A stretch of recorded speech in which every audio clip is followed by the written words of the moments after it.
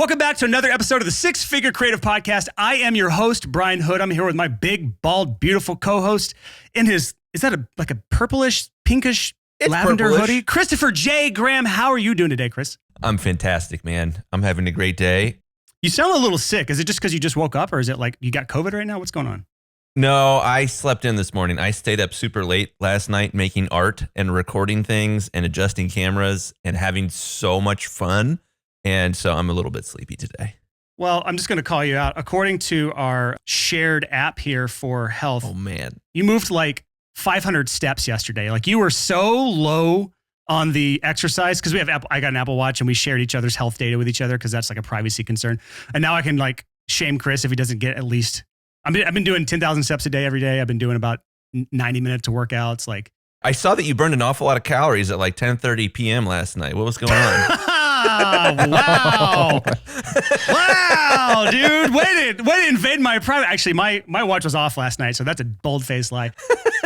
What kind of podcast is this? Yeah, our guest is like, what is this? So speaking of guests, we have a three-peat guest today. We have Mr. Graham Cochrane on the show, who has been on episode 46, episode 90, and then kind of like a little fun reappearance. We brought him back, a replay episode on 171. We brought his personal finance episode back. So this is your third interview, fourth time to show up on the show. Mr. Graham Cochrane, good to have you here. Wow, I'm honored to be a four-peat, really, if you want to. I want to take all the credit I can get. So all opportunities to say, yes, I was here.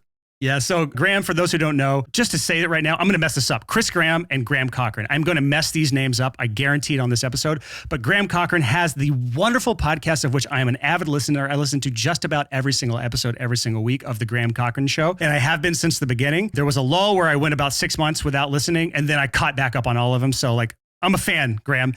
And not just that, I'm a member of your membership site too. I joined this go around as well. So, dude, I thought I saw you join. Man, that's incredible. I'm not just a fan, I am a client or customer of Graham's as well. And also business coach for Chris Graham. So just so you know, like he is the highest we could possibly recommend someone to our audience, Graham Cochrane on the show. And he's going to come on here today to talk to us about something that I'm really, really, to use a bad word, passionate about, something that I believe wholeheartedly in. And it's something that I'm about to make a whole neon sign to go on my wall behind me that says this because I say it so freaking much. And it's the saying that I say all the time, which is it takes more than passion, because as freelancers, we're almost always passion first. We're passion led. We got into this because of something called passion, but that doesn't mean we're a business owner. That doesn't mean we're equipped to do what we need to do in order to succeed. And Graham is going to hopefully kick our booties into gear. We don't cuss on this podcast anymore, by the way, Graham. So that's a fun thing. Or if we do sometimes we bleep it out. That's the six-figure creative way today. But you're going to kick our booties into gear, Graham. So let's talk about just that line right there. It takes more than passion to make it as anything. Honestly, as a business owner, as a freelancer, or to anything, if you're trying to make a living from it. Yeah, well, I love, first of all, you should get that sign. I think that's a great reminder. I don't know what it is about the follow your passion mantra. It's very popular. I think it feeds to like the fact that it feeds to something real, that we all have something we're passionate about, right? I'm a Christian, so my worldview says that like God's wired us a certain way to have certain skills, and the desires are a clue as to what we were created to do, right? Like a coffee pot was created to make coffee, so it makes sense for a coffee pot to want to do that. And so like, we're wired a certain way. So I think it's a good starting point. And I think that's why people like light up when you talk about passion. Plus everyone hates their job. And so they want to be told that you can make a living following your passion. So that speaks to a desire that we have for a better life. And then people get either jaded because they tried it and it didn't work because, to your point, passion isn't enough, or they're just a skeptical, cynical person and they don't believe that like they really could do work for a living or have a business that's about something they love and really wake up and be like, wow, I can't believe I get to do this. So it's a hot button issue, but passion is important. And I think if you look at the biggest entrepreneurs in the world or the most successful businesses in the world, generally there's someone behind it or a founder behind it who was very passionate about solving a problem or doing something unique in the world or in the marketplace. And that drove a lot of innovation, because business is an art as much as it is a science. And so you need some of that like creativity to play around with stuff. The problem is that passion doesn't pay the bills by itself. I mean, it's very hard to just be passionate about something and money flow to you. I to that point, I make the example a lot that I'm very passionate about eating pizza. Very, very passionate about eating pizza. Now, there are ways to monetize that. Some guys have done that. I haven't done a good job of that. So just being passionate about pizza won't send money to my bank account. there's a YouTuber, you see him running all around New York and he gets a pizza and he says, everybody knows the rules. You take one bite of pizza, he gives it a rating or whatever. And the videos get tons and tons of views. So he's making money from his passion at pizza. So that is a thing you could do, but I guarantee you he does more than just eat pizza. And it took a lot of work to get to where he is to get to that. So we may reference that example again today, because that's funny that you use the passion about pizza thing. Well, and that's also true. Let me jump in here too, because I would imagine that a lot of, in this particular example, a lot of people are really passionate about eating pizza. And for this guy in New York, it takes a lot of work, luck, and skill to become part of the upper crust in the pizza game. Oh, okay. You know what? This is okay, Chris, because we have a friend here. When we have like guests on that we don't have any relationship with, I cringe inside when you use your puns and you like interrupt the show. But Graham knew what he was getting himself into today. I'll do my best to toppings that pun. Oh, wow. Is that too cheesy? This is a great start. Let's talk about this. Okay, so as business owners, as freelancers, as self-employed people, whatever you want to consider yourself, there's certain things, there's like certain attributes we have to have in order to be successful. And I think that's ultimately what it starts with. We start with passion, but also we start with the only thing we really have, which is us, ourselves. So what is it that separates people? Like there are people that can hit the ground running as a new business owner and just absolutely excel. And they have something different that the people who continuously struggle to make it. What are those things that are missing between those two people? What attributes are they missing? Man, there's so many, right? I think one thing we could talk about for hours is I think the number one attribute of a successful business owner, that's discipline.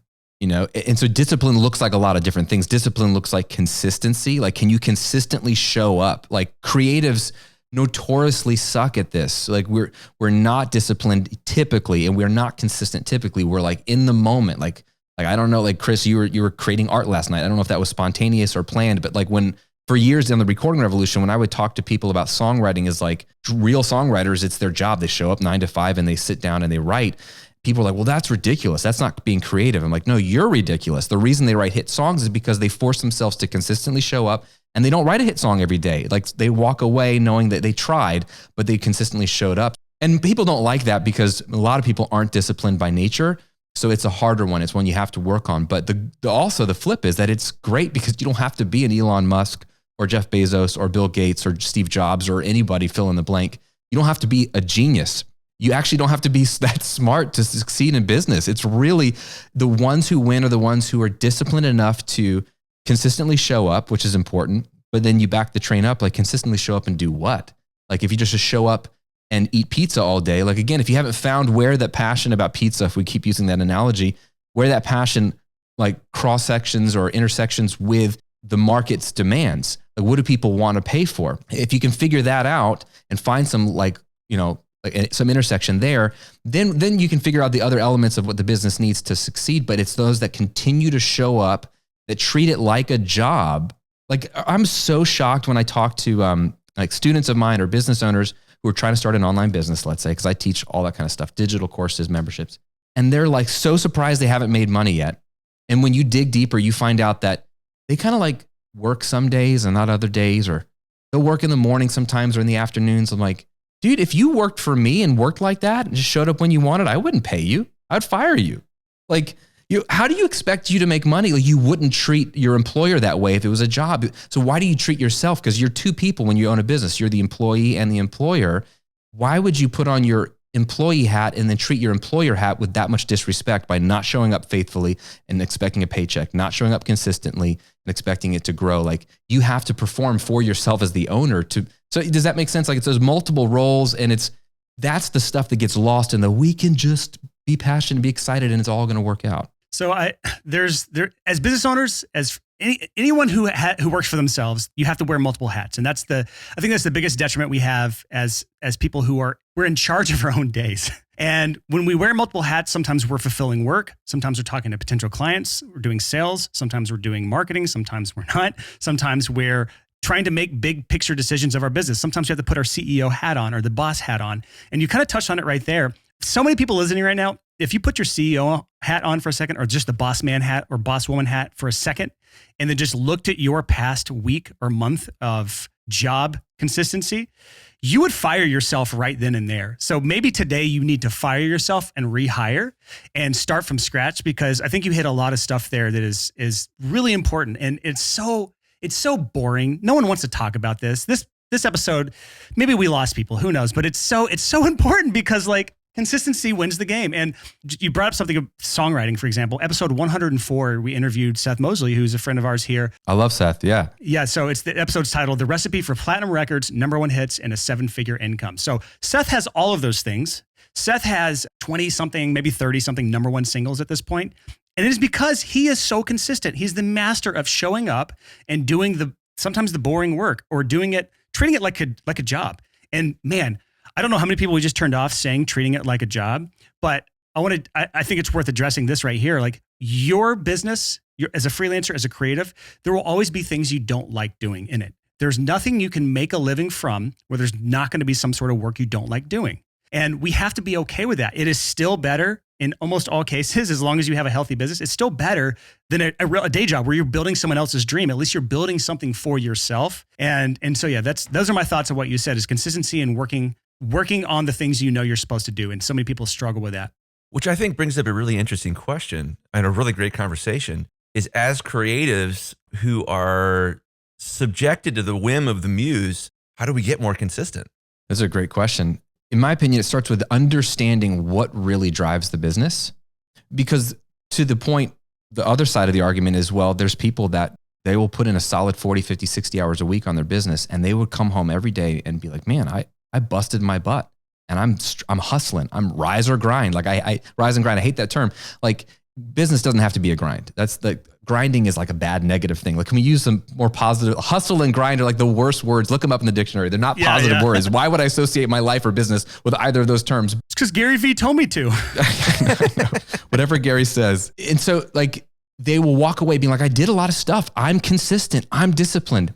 Good point. But are you doing the things that drive the business? That is such a great point, because I know a lot of people I can think of right this second who work consistently all the time, and they're working on the wrong things. And you said it earlier, working on the right things is also a huge part of this. It is, and it's hard to know. So, because if you base your business, this is why you need to get either like a mentor or coaching, or just really do your due diligence to figure out what it takes to drive the kind of business you want to build from someone who's done it before. If you just look at what people are doing online, which is how a lot of us decide what to do with our own businesses and lives, which makes no sense, because who knows if those people are successful or why they're doing what they're doing. But we look at people and go, well, they post a TikTok, they post on Instagram, they got YouTube videos, they have a podcast, they're doing webinars, they're doing Facebook ads. We just see what they're doing, and we assume they must be successful. And sometimes there's metrics that would warrant that, but sometimes we really don't know on the other end of the thing. So we just copy. And the problem with that is you still don't know what you're doing. You're just copying people. And then you're hurting yourself because you're exhausted and you're like, Graham, this doesn't work. I've done this for months and months and months. So I think you have to understand what makes a business tick. The good news about that is you can figure it out. And once you do, to your point, Brian, like if there's elements of it you don't want to do, once you drive the business to a point where it's paying all your bills and then some, you can start to outsource the stuff you don't want to do. You've earned that right because you've built a healthy business first. And then two, you can automate a lot of those things. There's a lot of software. Every day there's a new piece of software that takes something off your plate that once we had to do by ourselves, or it makes it faster. And then three, you also don't have to do everything that could drive the business forward. For example, there are things that I could do to make more money in my business that I just don't feel like doing because I don't want to show up in the office more, or I feel like I've had a very busy season. Like right now, I've got a book coming out, and it's been a long, like publishing a book with a traditional publisher is this really long arc, where it's been like almost 2 years. It's like a year and a half. And I'm like, I've got a lot I'm doing, a lot of other things going on with that. I don't want to do one-on-one coaching. So I'm saying no to a lot of high ticket one-on-one coaching that I get asked about all the time. Even though I could do it and it would make sense to make money, I don't want to do the work right now because I need some mental space to do other things. Yeah, and I think that's a really important thing. You kind of touched on, you brush up against this, and that is just looking to other people in order to decide what you're going to do isn't really working on the right things, because you said it, you don't know what the results of those things are. An example that I always use is social media. So many people assume you have to do social media in order to be successful. And I have built multiple businesses without ever focusing on social media. I focus on other things. That doesn't mean social media doesn't work. That just means that you don't have to do it. There are other ways to get around that. Any of these things could work if you put enough focus and effort and consistency into them. It's just a matter of not trying to do all the things, especially at the same time. And this goes back to, especially people earlier in their careers, looking to someone who is years into their career, and trying to duplicate what they're doing, trying to replicate other people's, level 100, to use RPG gaming terms. They're like max level. If they got the best armor, the best weapons, they have like they're in the best areas fighting the best enemies and getting the best loot. And you're like this little level 1 guy, and you're like, I'm going to go to that area and try to farm gear there. This is going off the rails here, guys. Sorry for our non-gamers. I like where this is going. You had me at RPG. And then you get there and you get one hit killed, and then you're wiped out because you try to do something that you weren't ready for yet. And I think so many people fail to understand that as new business owners. What's interesting about that too is there's a lack of creativity there. As creatives, we take a lot of pride in our creativity and our uniqueness and our specialness, and to just look around at other people's businesses and just sort of copycat and assume and do all the things that you see other people doing, just assuming that they are the right things, doesn't jive. It's strange that as creatives, we can be totally unique in our art and just copycats with our business models. Wow. Mic drop. But why is that though? Because it's insecurity, right? Because there's so much freaking fear. I think fear is the problem. There's so much fear of, I don't know what to do. And then laziness. I don't want to figure out what works. So I'm just going to copy someone assuming they've already figured it out. That's like, that's not the same thing as learning from someone who's figured it out. That's just copying what you see. And that's like I can stay in my pajamas and sort of look and not actually get into this world. And it's just, I don't know if it's I have theories about the school system that trains us not to fail, and we don't have to get into that. But certainly there's so much fear of failure. So it's like, well, she has 100,000 followers on TikTok. She must be doing something right. Don't mistake followers for a business. I interact with YouTubers who have massive YouTube channels, and they don't have a business. They don't have enough. They can't make enough money. They're at the whims of the algorithm, even of YouTube. And I love YouTube. I've built my businesses off of YouTube, but that's a starting point for the rest of my business because I don't trust any platform. Every platform will mess with you. So don't look at the vanity metrics. Figure out how this business model works, whatever it is you want to do, because I guarantee you there's someone who's gone there before, and you can just ask the right questions. Pay for their time if you have to. If you don't know anybody that will sit down for coffee with you or take a course or whatever. It's not that hard to figure out the mechanics. And there's a few things that are 100% true about certain business models. And then there's a lot that's up to your creativity that you can play with and do it in your own unique way. You don't have to literally copy a business model, but there's some foundational things that make it work. And that's where you're going to make the money to then have the freedom to try your own unique spin. Yeah, so the reason I like to push on the it takes more than passion conversation is because it allows me to explore other areas of focus and get people deeper into our ecosystem at Six Figure Creative, which is like understanding that there are other skills outside of your creative skills that you have to learn to get at least to a level of proficiency. You don't have to master, but you have to be proficient in a lot of other skills to become a business owner. And that's why I'm really struggling what to call our audience, if it's just freelancers, if it's self-employed. I prefer the term business owner because that puts you into a different mindset. And earlier you touched on something, Graham, called outsourcing. That's when you take a task that you don't like doing in your business, which is a lot of tasks for me. And then you hire people, helpers, part-time, full-time, whatever you want, to take some of those tasks off your plate. An example would be for you, Graham. I don't think you edit your videos at this point, do you? No, I don't. You don't even need to edit your videos because you're a one-take wonder, Graham Cochrane. I forgot about that. But for the rest of us plebeians in the world, we have to get our videos edited. And I don't edit my videos for YouTube. I have a guy that does it for me. And it's because I think through it from the perspective as a business owner. But there's another thing, and this is the area I think we need to talk about for a while, that holds people back from thinking of themselves as a business owner, is that lack of self-confidence. It's that fear. I think it's tied to limiting beliefs that we have about ourselves. We are this and we're not that, or I can't be this because of that. And it's down to limiting beliefs. I think one of the things that Graham, I'd love to hear you speak on with this, because you're incredible at this, is what I would call Willy Wonka-ing. There's this scene in the beginning of the movie Willy Wonka, the original one with Gene Wilder, where he's walking out and he comes to the stairs and then he falls down the stairs and then he pops up and says, ta-da!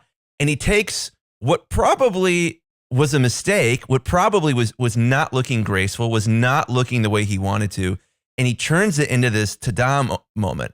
And I think, Graham, one of the things that you do such a great job at, and one of the things that I think we as creatives need to be better at, is trying to figure out, okay, I'm on camera, or I'm on the mic, or I'm making art, or I'm doing my thing, and I just back myself into a corner, and I messed up.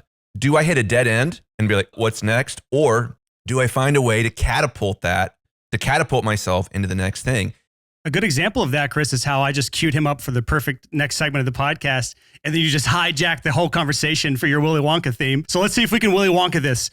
Graham, which one do you want to address here? I can tie it all together. I'm going to Willy Wonka this. Take it. This is super meta, but that to your question, Chris, there is a limiting belief that relates to what you're talking about, which is it has to be perfect. Like my business has to be perfect or optimized, or I have to always make the right decisions. So there's a lot of fallout there of like, if I make a mistake, how do I handle that mistake? That is my biggest problem, Graham. I am so slow to do and implement and release things because I'm a perfectionist. I want it to be perfect, optimized before I start scaling anything. Okay, so this is really, and it does depend on the personality. So you're one of those people, Brian, that you probably want to split test subject lines, sales pages, landing pages. Does this color button convert better than purple or whatever? Bigger than that, but yes. Yeah. So, and I love that, right? Because you're the mad scientists of the world that are going to eventually take over the world because I'm too lazy to really worry about it being the ultimate, but it holds people like you back. Although you found a way to make it work. So there's people that at the worst, they don't launch their product until it's perfect. They won't put out their sales page until it's perfect. They won't start a freelancing career until they know the right price to charge per hour, or should it be per hour or a package rate or whatever. Like they're stuck on something. And so a couple of things related to that I try to help students with is like, that's a lie that it has to be perfect or optimized. All that you need it to do in a business is to make money. It just needs to make money. Like if it doesn't make money, something's not right. Then it's you have a hobby, you don't have a business. But if it makes money, that's all that it needs to do. You can improve it, and I'm all about improving things, but it doesn't have to be perfect for you to have a profitable business. The other thing is that I see a lot of people so obsessed with looking for best practices. Like they want to know, is this the best way or the right way? Because it's really, again, fear. They want to validate their work. They want to just know and reaffirm themselves that they're doing it right. And I tell people, stop looking for best practices, look for sales. Again, is it making money? That's the only metric that you need to really know is like, if the business is working, could it be better? 100%. Could my systems be better?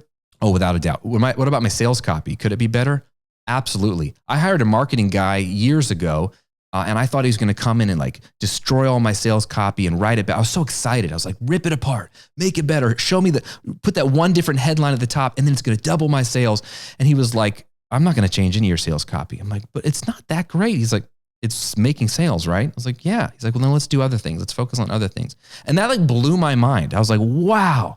I mean, I know it's not that great, but he really just moved on. He was looking for the things that would really move the needle. And I think there's a lot of freedom if you can stop trying to be perfect or optimized, because I think optimization is just robbing you of joy of having a simple, profitable business. That's all we need. You mentioned it earlier, or I mentioned it earlier about having proficiency in a skill, but not having to be a master of that skill. And it's the same when we're talking about marketing, which is what you're talking about right now, is get it good enough and then move on. And this is something I'm preaching to myself right now because I'm not doing that. But there is a deeper issue with a lot of people. It's that fear. It's something holding us back. And I mentioned limiting beliefs earlier, but I'd like for you to touch on those because I feel like you address limiting beliefs better than a lot of people that I've heard talk about these. And it's worth just hearing your input on some of the most common limiting beliefs that you see that hold people back from taking that next step that they know they need to take, but just haven't done yet because of some sort of fear or limiting belief that's holding them back. Yeah, here's a couple. I mean, everyone's different. So maybe just listen into the one that really speaks to you. One is I hear a lot is I don't have enough time. It's like that's such a classic. I don't have time to start this business. I wish I would love to. I probably could. I've listened to all the 6-Figure Creative podcast episodes. I understand it all. I don't have time. That's just a lie. Like you don't have time. None of us have time. We make time. We make time for the things that are important to us, right? We always do. If you're listening to this, you've made time to listen to this because you value this. You think this is important. You're finding a way to do the things, to watch the Netflix episode, to lose time on TikTok videos, like watching cats dance, whatever it is, like you're making time. So time isn't the problem. A lot of times it's like we touched on earlier, is doing the right things with your time. That's where I'm a huge fan of like the 80-20 rule and always constantly like every 3 to 6 months, reevaluating everything I do in my business through the lens of 80-20. Like the reality would be, according to 80-20, that 80% of what I do in my business leads to 20% of the results, which is pretty subpar and sad. So you could almost stop doing 4/5 of what you're doing and most of your business's success would still be there. So that frees up a ton of time when you have the guts to cut stuff that kind of works, but doesn't make a big difference, like social media. No offense to it really, most of us don't need to be active on social media to make a big living. It's a lot of time. That's like, it takes 80% of your time, but it might contribute to 20% of your results, where a few things take 20% of your time, but contribute to 80% of your results. And that sort of reality is so freeing for people when you get it. We have a full episode on the 80-20 principle for anyone who's not exactly sure how that applies to them. Episode 45. It's one of our oldies when we were the six-figure home studio. The episode title is How Studio Owners Are Multiplying Their Income and Minimizing Their Headaches Using the 80-20 Principle. Let me just throw this in here. Graham, you're kicking my butt, man. This is one of the reasons I was so excited for this episode, is I'm very guilty of this over-optimization thing. I have spent so much time getting my sort of command center, my video, audio, media thing set up, instead of actually doing the things that I know I need to be doing to grow my business and to simplify it. It's the technician inside of both of us, Chris. I love the vision that you're casting, man. I love it. So you talked about not having enough time. That's a limiting belief that we have. What are some other ones that are common for people to hold them back from doing the things they know they need to do? Yeah. One that's just still part of that not having enough time that maybe is another one is that there's just, this is what I tell people, stop being in a hurry. I don't know if you guys sense it or if you feel it, but there's this sense in the generation today that maybe it's because of social media and all of the access to seeing other people's lives. Everyone I talk to feels like they're in a hurry to make this business work. It has to work. I have to hit six figures and I have to hit it in the next 90 days. Like, there's so much pressure. Or if they don't actually need the money, they feel like, well, everyone's making money quickly. It feels like, so they feel like if they don't, there's something wrong with them. And I hurry will just make you do dumb stuff because you're going to be desperate. And the type of business that's sustainable, like, you have to think, like, isn't it the Japanese? Don't they make business plans that are like 400-year business plans? Like, they set up their businesses. They're going to be dead. Their kids are going to be dead. Their grandkids are going to be dead. But they set up their businesses as if it could last for 400 to 600 years. And that's very interesting because it just changes. It's not that they want it to last that long. Maybe they do, but it changes the type of business they're building. It's something that actually has legs. And I always want people to think about, like, can you do this for the next 10 years? If you can't run at the pace you're running for the next 10 years because you're in a hurry to make money quickly, you don't have a real business that's sustainable. You're just chasing after something. And I'd rather you find a business model that's proven. Maybe it's a little slower. It's not very sexy, but it's going to be sustainable for the long haul. There's no rush. There's a great interview with Chamath Palihapitiya. I'm probably butchering his name. He was one of the early execs at Facebook. He's a billionaire. He says some very controversial things sometimes, but he was at this really cool interview where he was maybe at Google, and there's a bunch of people asking him about startups and businesses. And one guy asked him about, like, what's the fastest way to grow, a tech company or whatever. And he started to call this guy out, and he said, don't grow it fast. He said, I've seen all these businesses that want to start up fast. He said, the faster you build a company, that's the half-life, basically. It'll get destroyed in the same amount of time. You see it in relationships. You see in relationships too. People that go 100 miles an hour from day one and then they burn out like a spark. It's just like fast, easy come, easy go. So I understand that. And James will put the interview in the show notes for anyone who wants to listen through that, assuming he can find it, because I wouldn't even know the first way to spell that name. Yeah, Chamath. Just look him up on YouTube. He's got a lot of great interviews. But his whole point was, look at Amazon. He's like, that's the kind of company, not because of how big it is, but like, Amazon wasn't profitable for so long. Now, they had some legs for it, but like they weren't building something quick in the 90s. Like, I just want to build a cool little bookstore. Like, we realize now that Jeff had like crazy plans. He wanted to build a massive company so that he could build rockets for his other company. Like that's a long, slow build, but it's like that business is not going to overnight disappear. It can't, because it's so deep with the roots. And so stop being in a hurry. Like, people say they don't have enough time, but they also are in a hurry, and they're going to live out that anxious, frantic life, and it's going to show up in their business. Like, there's no rush. There's no rush to be successful. You've got decades. So there's one other area of limiting beliefs, Graham, that I think are worth addressing here. And that is that it's the fear of failure. You kind of briefly touched on it with your theory around schools and stuff. We don't have to get into that.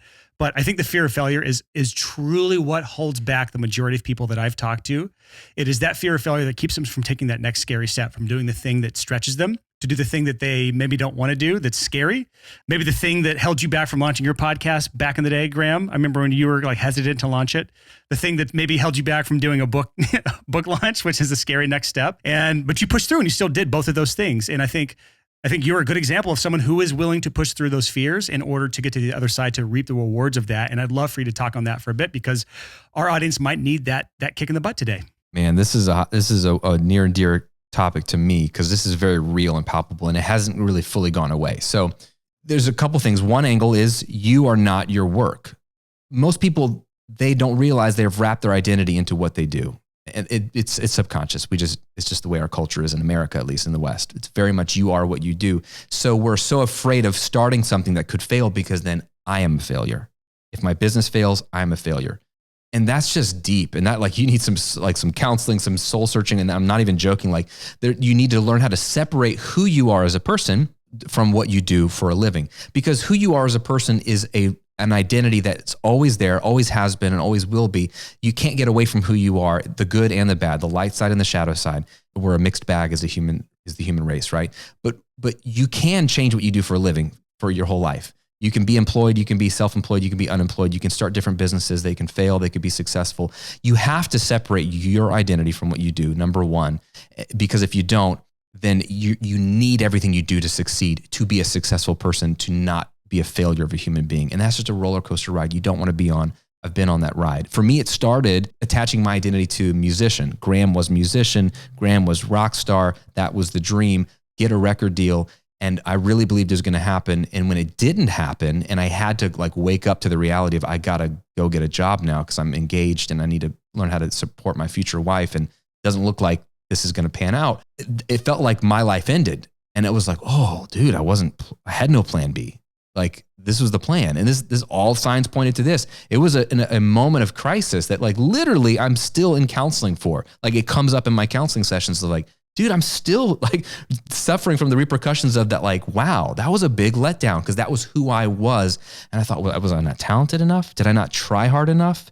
Did I not make enough connections? What if I had done X? And that just is destroying. So a lot of people listening might struggle with some of that identity being attached to their work. And the moment you can separate it even a bit, you have a little bit more freedom to try something that could fail. And that's okay, because you're not a failure. The thing you did just didn't pan out. So you can try something else that succeeds. And to your point, Chris, you can look at other, entrepreneurs like Elon Musk who have started other things that we don't talk about anymore because they failed. Or Jeff Bezos, he launched a smartphone. It's called the Fire Phone. It was a complete bomb. It was a complete bomb. So like, they don't make successful product launches all the time. That's part of it. The other part of it, though, is that, like, man, that fear has never gone away from me. Like, it's really real. With the recording revolution, I had to start that because I needed to make money, and it was just we've talked about that story maybe in the past, but I had no other choice. But when that took off, to my surprise, I got real comfortable being a top dog in this audio niche, and people knew me. I finally had accolades. I had money. I had work I enjoyed. I was like, this is the life. And then when my desires started to expand, and I wanted to coach people on businesses, and I was doing it privately, but I was like, I feel like I should start something like another website, another brand where I could do this more publicly. The fear crept in, like, don't do that, Graham. Like, you're comfortable and safe here. Like, you've already had success. You would think having success would mean like you'd be the Michael Jordans of the world. Like, oh, I'm good at basketball, I'll be great at baseball. Like, that's, and like, but I wasn't. I was like, no, I should stay where I'm safe, where I'm successful. I don't want to start another thing. 2015, I already knew I wanted to start GrahamCochrane.com. It took me 3 years to finally launch it, because I kept making up excuses, and I was afraid. And then even then, to your point, Brian, like, I launched the second business, and then that's taken off, and I could be real comfortable again. And then there's this desire in me to write this book, and I stuffed that desire down for so long because of fear of what people will think, because everybody and their mom's writing a book. And I didn't want to be lumped into that category. Oh, you're writing a book too, Graham? Good for you. I wanted to be different. No, I'm different, guys. I'm not a normal person. So I have my own issues. And so there was that fear. And then there was the fear of, well, what if I write a book and nobody buys it? That'd be embarrassing. Because like, my goal isn't just to write a book. It's to become a New York Times bestselling author that writes like world-changing books, idea-changing books, like the books that have shaped me and changed my life. I want to do that as well. That's a big, crazy goal. So I didn't even let myself articulate that goal into the world because I was afraid that I'd then have to like do it. And what if I failed at it? And so that fear, I mean, and I'm still, hey, I've got through that fear enough to get some coaching on this, to learn that business model, to write a proposal, to get an agent, to be rejected by like 30 plus publishers, but to get a publisher to say yes, and then to write the book. And you know, we're still launching it. We were talking about this before we hit record. Like, this is scary. This is new. I feel like I have less control over this launch than any other product launch. So I'm still talk to my wife. I've had more anxiety now with this book than ever before. And I'm like, why am I doing this? Like, you don't make money off of books. I'm not doing this for the money. I'm doing this because it's a desire of mine. But why am I subjecting myself to this potential failure? So I say all that to say it's never gone away from me. But to your point, Brian, there are rewards on the other side of it. And I wish you could have the rewards without the fear, without the anxiety. I think you can minimize those things, but I don't know if you can have it without it, because that's the whole point of like jumping off a cliff. There's some fear in there, like, because everything in you says don't jump off the cliff, but you have to just decide if it's worth it to you. And I think, having done this multiple times now, yes, it's worth it. I don't want to be stuck in the cubicle. I had the cubicle. I had the oversized button-up shirt with the ties that don't match. I had that banging my head against the wall. I don't want that.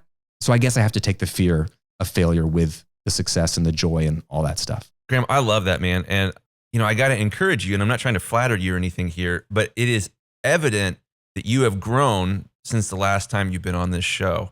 Like, there is an electricity about you that is more than what has been there in the past. And, you know, I think a lot of that, Graham, is you seem to be willing to do the next scary thing again and again and again and again. And I think that's a high accolade. I think that's a big compliment as far as what it takes to be a great creative, is to stretch yourself, get comfortable, stretch yourself again, get comfortable, stretch yourself again. You do it again and again and again. And I think you're going to pull this off. I think that what you want to do as far as being this New York Times bestselling author, I won't blink when it happens. It seems inevitable. We've had 2 New York Times bestselling authors on this podcast already. Episode 153, we had Bob Berg on the podcast, which I know you know and like, co-author of The Go-Giver, Graham. And then we had Mike Michalowicz on episode 166, author of Profit First, Pumpkin Plan. And so hopefully you're a 3rd New York Times bestselling author with your upcoming book, which we'll talk about in a second. But there's one quote from the Bible that I want to bring up on this because it matches so perfectly your path, Graham. And it should match so many people here who are struggling with that fear of failure. The quote is from Proverbs 14:23. And the quote is, and it depends on what translation you read, it's, all hard work brings a profit, but mere talk leads only to poverty. And I think and just to bring it to an example, Graham, your all the work you did in that band that ultimately didn't get to where you wanted to go, and you faced this crisis of facing failure in the face, that work led to everything that you accomplished in Recording Revolution. You just didn't experience it till later, but that work led to profit later because you were forced to face failure. And I think so many people in our audience, even if the thing that you're working on now isn't the thing that you were successful for, if you continuously grow and stretch yourself, you will learn new skills, you will make new connections and forge new paths that eventually will lead to your success. And I've seen this happen in my life. I've seen this happen in Chris Graham's life. And I've definitely seen this happen in your life, Mr. Graham Cochrane. Wow. I mean, thank you, both of you guys. I mean, I'm flattered and I'm encouraged. Can we just hang out and can you say nice things to me all the time? This is great. This is a great start to my Monday. No, you are so right, Brian. Like, this is the thing I look back at. And maybe to the point of the failures, like, there's great quotes about like, there's no failure, it's all just an experiment or you're learning. There's a lot of truth to that. You got to go with Yoda. Failure, the greatest teacher is. Oh my gosh. You just are the one-liner. Master of cutting our guest off in the middle of a great sentence. Yeah. But if you're going to cut me off with Yoda, I think that's reasonable. I'm okay with that. He's wiser. You still don't put up with Graham? This is why Graham doesn't have a co-host. Hey, his stick is denser than bacon, right? And it's better than bacon. So I don't know if you ever listen to that song. No, I love Chris's punny interruptions. Okay, go ahead, Graham. Finish the sentence. You are always collecting experiences and skills. And this is what's so unique, right? Going back to the identity is not what you do. You are who you are, but what you do helps shape your identity. And it adds to your identity. So you're still your core you, the way God made you, who you are from birth. But you're like capturing all these experiences. And for me, like, college seemed like pointless, but I had like learned a lot of cool things that added to my identity that God helped me use for the Recording Revolution. That I never thought I would do anything with audio engineering. Then I never thought I would teach audio engineering. I thought I would just be in a studio because I tried that.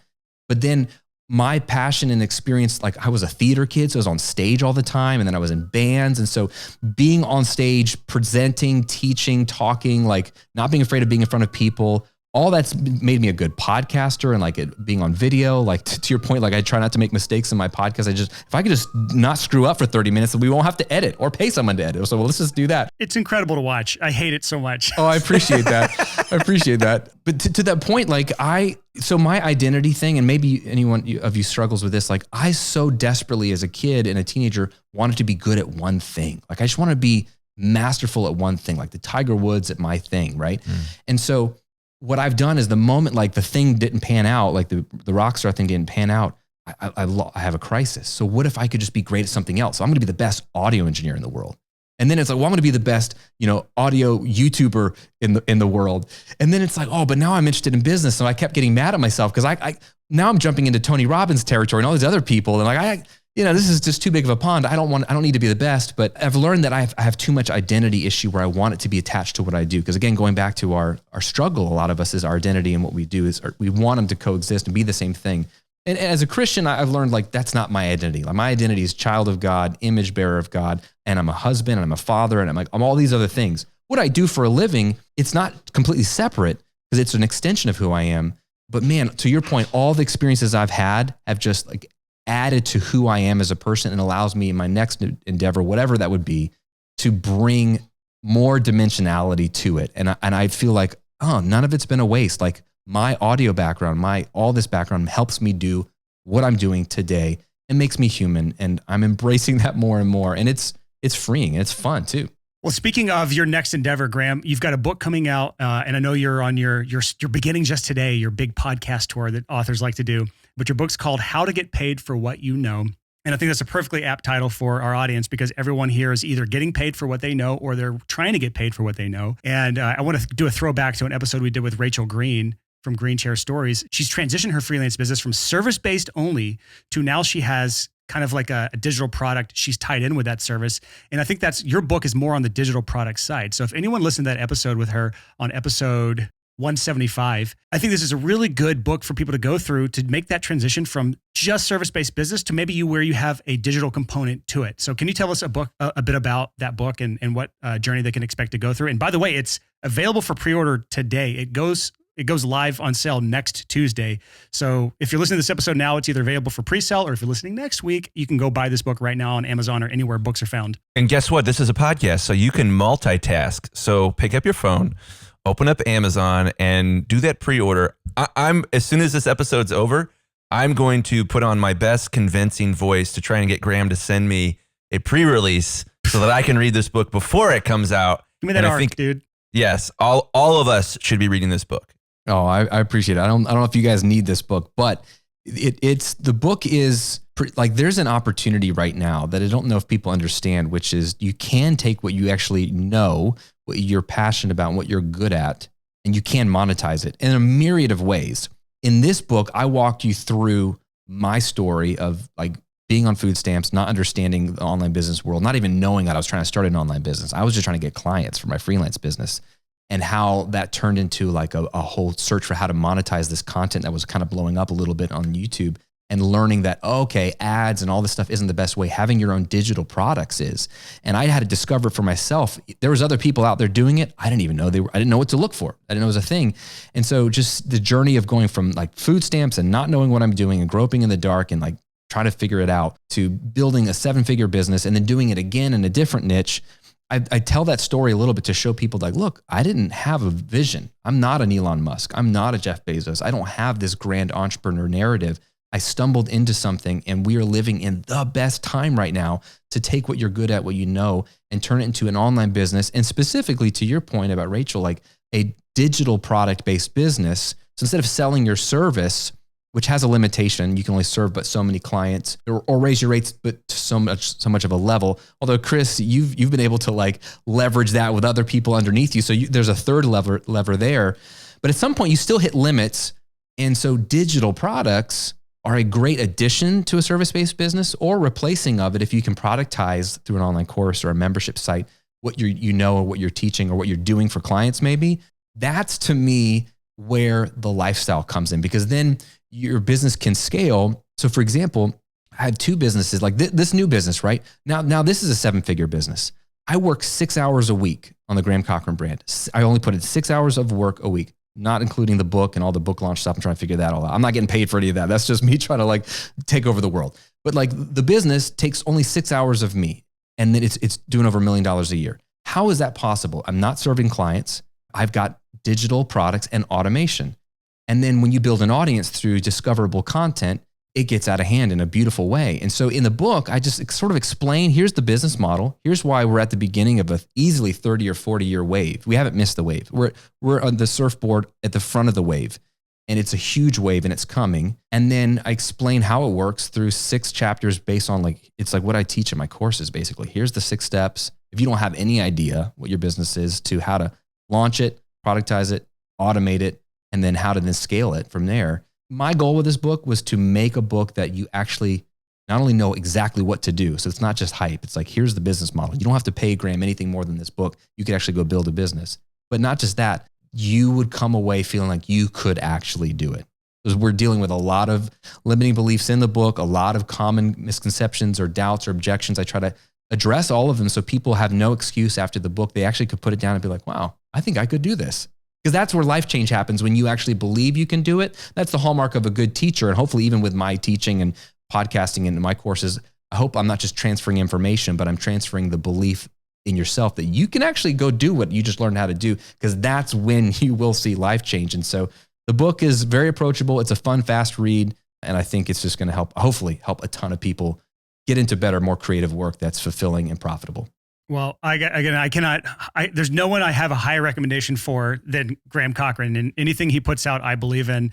So I just want to say again, thank you so much for coming on the podcast. I want to say, anyone still listening right now, go open up Amazon, either pre-order the book or order it if it's out now. Thanks for coming on and kicking our butts, dude. Anytime. If you need a good butt kicking, just call good old Graham. I'm here.